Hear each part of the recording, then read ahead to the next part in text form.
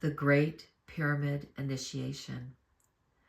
So it was that Yeshua, his brother James, and his cousin John progressed through all of the advanced enlightenment initiations of Horus, representing the human journey that unifies and ascends the spirit-matter connection as an embodied soul.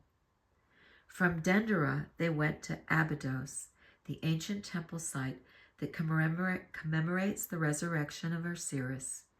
Here they participated fully in the rite of the sepulchre. As I have shared with you before, the rite of the sepulchre was not new to Yeshua, whose first sepulchre initiation took place in Mount Carmel when he was 12 years old. It was my privilege and responsibility to introduce my grandson to the ancient ritual of dying and resurrection. He completed the final rite with Mahababaji in India nearly 12 years later. Going through the process again in Abydos gave him new insights as well as an opportunity to assist his brother and cousin. Just as I represented Isis in Yeshua's first experience, so it was that Isis herself brought forth the full presence of the Divine Mother within the tomb of Abydos, where these three faithful friends lay for 3 days. As the wings of her love enveloped them, all fear stilled, and the life force within her vast energy field resurrected every atom into a new awareness of eternal life. Yeshua owned every thought and reclaimed the energy he had previously projected outwards into the astral realms that hold discordant emotions and dispowered thought forms. In the secret chamber of Abydos, Yeshua met with enlightened beings who have directed the seeding of ascension codes into human DNA, including his ancient ancestor Akhenaten. He also took the initiation of the elements of earth, air, fire, water, and ether. He went deeply into the atomic structure of his body and found the entire cosmos within himself. He studied the infinite weaving of light into the ascension matrix that is called the flower of life. Through the understanding and electromagnetic fields, sacred geometry, and the threefold nature of light, sound, and color, he took his body completely into a field of light that was impermeable to involutional spin factors. In this way, Yeshua took complete control of the forces of life and the illusion of death. He continually contemplated and spoke a mantra that he received in India. I am the resurrection and the life. After Abydos and a rather leisurely journey by barge down the Nile to participate in the temples of Memphis, James, Yeshua, and John rested for several months in Heliopolis, awaiting the return of the others who were still completing their initiations. Mariamne's spacious home offered quiet and peaceful surroundings that allowed integration of all that they had passed through. Yeshua enjoyed this time of repose, solitude, and familiar sharings. If the trials of Britain and the Himalayas had been intense, the Egyptian initiations taken all together over a relatively short period were even more arduous and trying for the soul. Yeshua was grateful for all the preparations he had received, his companion support, and for the wise teachers who had supported his journey into self-mastery. Now he welcomed a time of refreshment and connection with his cousin Mariam and Mary Magdalene. With Mariam, he found a deep, consoling peace, and with her husband Nathaniel, he could relax into laughter and celebration. With Mary Magdalene, Yeshua felt an awakened desire for courtship. They both sensed a divine timing in their being together in Egypt. Now, a spirit of freedom helped them to cultivate an intimate, though celibate, relationship. During this time of renewal, while waiting for the rest of his companions to arrive back in Heliopolis, Yeshua was taken inwardly to council meetings with the brother sisterhood of light. He was introduced to the master plan for the public demonstration of resurrection and ascension to humanity. The plan was designed to assist a very unconscious and stubborn people to know how they might overcome every fear. Since the greatest fear was of death, he was told that a complex, multidimensional process would be undertaken which would indelibly imprint the resurrection and ascension principles into all life through all time and space. Thus it was that a foundation was laid in Egypt for Yeshua's later mission. Yeshua's final initiation in Egypt, as in the case of all initiates who are sufficiently prepared, was in the Great Pyramid. This, the largest of the pyramids, which represented the chamber of the human brain where enlightenment occurs, had been designed long ago to serve both as an individual ascension chamber and as a planetary ascension chamber. Although it stands somewhat dormant in your day, its true function will be fully restored when a sufficient number of beings are ready to make the transition from separation consciousness into unity consciousness. When that pivotal point is reached, a chain reaction will occur, synergetically awakening other vortexes that focus energy within various etheric grids located on, above, and within Mother Earth. I will now give you a brief account of Yeshua's initiations in the Great Pyramid located at the necropolis of Giza on the west side of the Nile. Nathanael traveled overland to the Great Pyramid with provisions and a wagon, while Yeshua and 6 companions began their underground journey by accessing an ancient underground chamber below Heliopolis.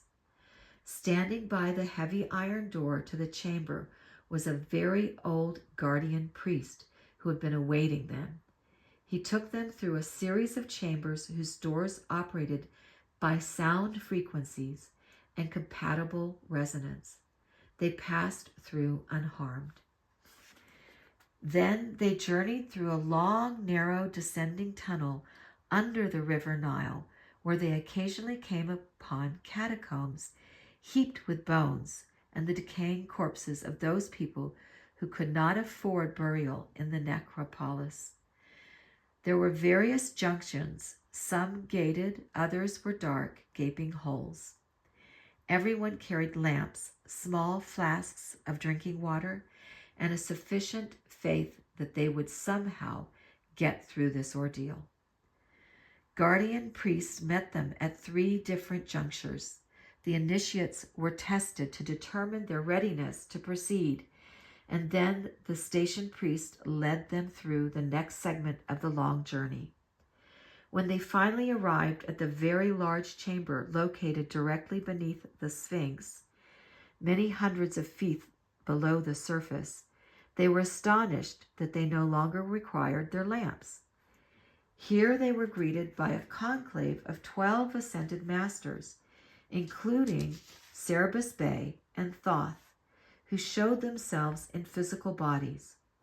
Yeshua recognized this room from the childhood stories that his father and mother had told him when they had lived earlier in Egypt. He was told that the Sphinx had had a consort twin. The still visible Sphinx represented the masculine solar principle. The second Sphinx, which represented the feminine lunar principle, had been desecrated, her stones used to build some of the smaller Giza pyramids.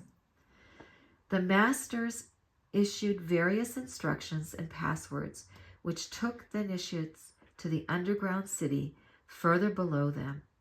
After they had received refreshments, each was assigned a specific role that would support Yeshua's initiation in the Great Pyramid.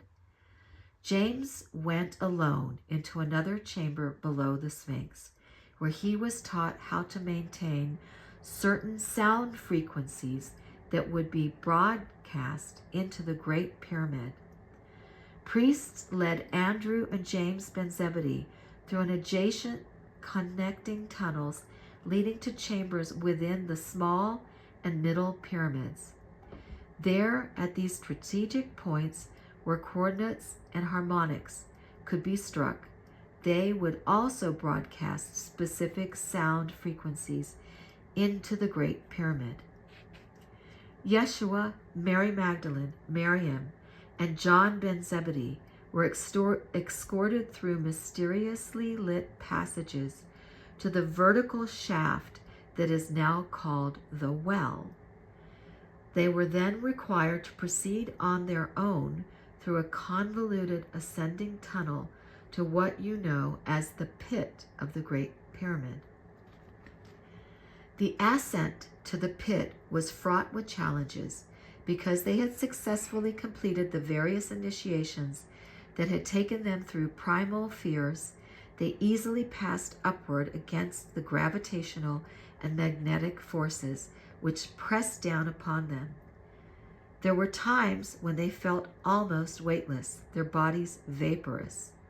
Then they found themselves in complete darkness, a darkness so dense that a flame could not be sustained. Each one felt completely alone. In order to continue, it was required to remember and put to use all the wisdom they had gained throughout all of their previous initiations. There were times when they felt so faint, dizzy, and disoriented that to go on was an immense test of fortitude and communal support of one another. Onwards through passages that your sonic devices and psychics have detected, the companions passed. Their extrasensory abilities were heightened as they progressed. They began to experience a luminous radiating from within themselves and a golden photon energy called vril by the Atlanteans, emanating from the stone walls, almost like an ethereal phosphorescence. They also began to hear sounds which echoed in such a way that if they listened carefully, they were guided in their upward ascent. It was a test of refined discernment of the various tones and the geometric angles that were impressed into their minds, which created a kind of mental map. When the pit was reached, they rested, meditated, and grew in resolve to complete this mission. Miriam took her assigned position just below the base of the pyramid, directly under the king's chamber, far above. Miriam had mastered the skills of concentration and had passed most of the levels of the rite of the sepulchre. Because she had Yeshua and Mary Magdalene's blessing and knew Nathanael was praying for her just outside the pyramid, she assured herself that she was not alone. However, feeling the heavy blackness enveloping her beating heart and remembering the stories of those whose hearts ceased to beat in this place where she now lay, caused doubts to rise like monstrous shadows on the screen of her mind. Miriam embraced her fear and became Isis in the Great Pyramid abyss for 3 days. This was Miriam's supreme test that prepared her for the assignment she would fulfill later, when the present hidden initiation was outwardly dramatized for humanity to feel and see on Mount Calvary. Yeshua, Mary Magdalene, and John ben Zebedee pressed on. They ascended the low, steep, inclined passages. At last they reached the chamber that you would call the Queen's Chamber. Again, they rested and meditated for several hours until they received an inner signal that it was time to proceed. In accordance with his instructions, John remained in the Queen's Chamber, where he began to intone specific sound frequencies. Yeshua and Mary continued the symbolic path of the initiative as they ascended the Grand Gallery passage, and then, stooping low, finally entered into the king's chamber. The king's chamber was designated to function as a great resonance chamber. Once they were inside, they began to sense the glorious combination of sound frequencies that were being intoned by all those in their various assigned places, including a number of priests and priestesses who were stationed in hidden chambers within and beneath the Great Pyramid. In this way, all aspects of their mental, emotional, and physical bodies were attuned and calibrated to the interdimensional music of the spheres, thereby aligning their consciousness with specific solar, stellar, and galactic energies. Although much of the energy that had been transmitted to the initiates in former times was no longer available, the energies generated by planet Earth, when augmented by those of the ascended masters, were still sufficient to transform the Great Pyramid into an extremely powerful virtual reality chamber. Miriam and Mary Magdalene had each undergone initiation in the King's Chamber 8 years ago. Consequently, they were now qualified to serve as the attending priestesses of Isis at Yeshua's initiation. After leading her beloved cousin to the red granite sarcophagus, within which he would remain for 72 hours, Mary Magdalene took her position at the doorway of the King's Chamber and sealed the entrance energetically with mudras and intonations. Acting as Magdalene, High Priestess of Isis, trained in the powers of concentration and simultaneous realities, she energetically connected all the participating disciples into a grid of oneness. Everyone who was involved in supporting the individual and planetary scope of the Great Pyramid Ascension initiation began to transmit frequencies that focused vibrations of light, sound, and color into the sepulchre where Yeshua lay. The King's Chamber began to vibrate with a subtle timbre as a multidimensional geometric matrix was created around the sarcophagus. Within this atomic accelerator, Yeshua's physical body began to glow with translucent light as it was gently infused with the divine blueprint of the cosmic Christ. And for those who witnessed, according to our capacity to receive this blueprint, we too were awakened to our full potential. Now, I shall say further that the sarcophagus within the King's Chamber was positioned in such a way that the subtle energies that were generated by the powerful vortex of the Great Pyramid passed directly through the pineal gland of the initiate within the sarcophagus. Thus, far from serving as a monumental tomb for one of the ancient Egyptian pharaohs, the Great Pyramid was and is not only an initiation chamber, but also an extraordinarily powerful ascension chamber. It was designed to help initiates awaken to the full remembrance of their true identity. This, my beloved friend, is the secret of the pyramid. In this instant, however, the initiation ceremony was not simply a matter of facilitating Yeshua's individual process of spiritual awakening.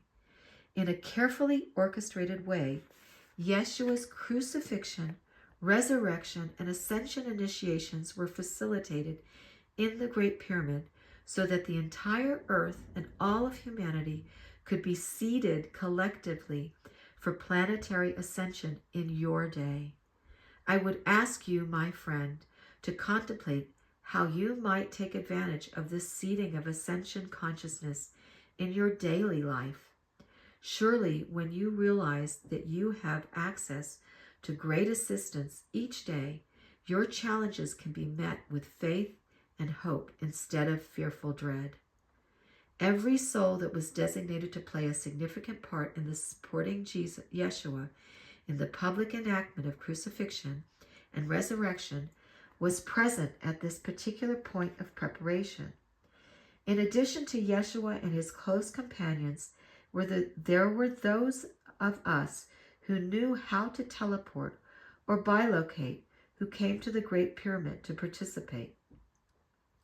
Others who played lesser roles came in their light bodies during sleep and later remembered fragments of what they had seen in their dreams.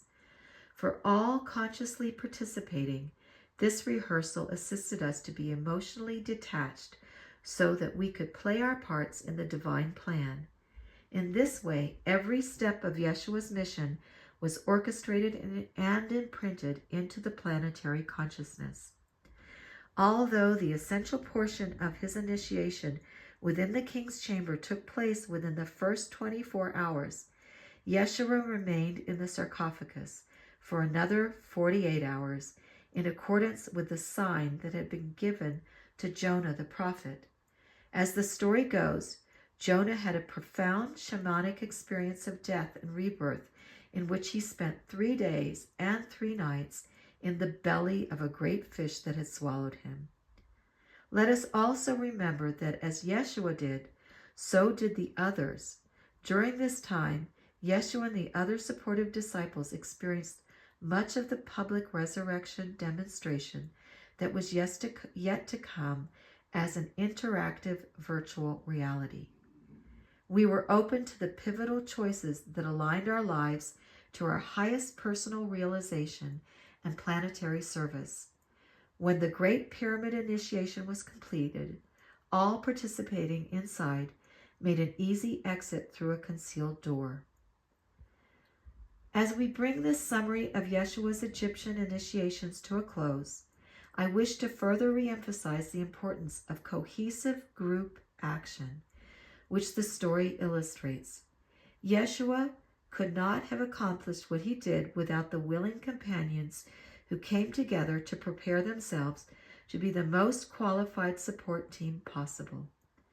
Likewise, we could not have achieved what we did without the vast consciousness, focused dedication, and impeccable example Yeshua provided for us. While I have said, and will continue to stress, that all that Yeshua did you may do also, and even more may you do, allow me to explain that your initiatory experiences may express differently than Yeshua's. Yes, Yeshua was and is an extraordinary being whose task encompassed a planetary and cosmic scope of ascension activity. Your personal life, which just as importantly will contribute to the success of planetary ascension, may not impact as many as did Yeshua's, while your responsibilities to humanity may not be as great as those of my grandson. Like Yeshua, you also have the same personal responsibility to increase in self-mastery, co-create harmony where there is conflict, and add your enlightenment, loving presence to the collective ascending body of consciousness. As a son of man and an elder brother, Yeshua set an example of what is possible for every human when there is an alignment with love and unity. Because of the cosmic scope of Yeshua's and Mary Magdalene's mission to assist all humanity to awaken, they in turn received cosmic levels of assistance. Whatever your mission is, you will also have all the support you require to succeed. In this awareness, you, like your elder brother, can receive encouragement and hope along the way until you realize yourself as a Christ. There is no requirement for you to go to the Great Pyramid in this lifetime. Yet, I would ask you, have you had experiences in which you felt as though you were in a sepulcher, your limited identity and life dying, as a new identity and life emerged? Have you recognized a pattern of increased willingness to align your ego nature with a greater power and an enlarged sense of caring for others' well-being, and an ability to be more compassionately present in all your relationships? In these simple, though significant ways, you are also successful in your Christ initiations.